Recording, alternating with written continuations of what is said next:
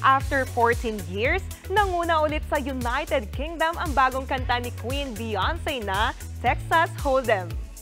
Mula sa 9th spot, umakyat last Friday sa #1 ang naturang kanta sa official charts ng UK. Inaasahang ma-maintain pa yan ni Queen Bey hanggang sa linggong ito. Naungusan niya ang kantang Lose Control ni Teddy Swims na pumangalawa na at Beautiful Things ni Benson Boone. Ito na ang pang-anim na kanta ni Beyonce na nanguna sa UK chart. 2010 pa ang huli niya para sa kanta nila ni Lady Gaga na Telephone.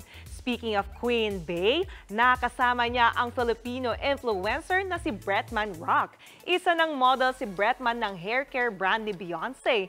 Literal na napa-tears of joy pa ang influencer sa isa niyang litrato. Mga kapatid, Jania Lipon po, laging maging updated sa latest sa entertainment and lifestyle para maging una sa balitaan. Bisitahin at mag-subscribe na sa social media pages ng News 5.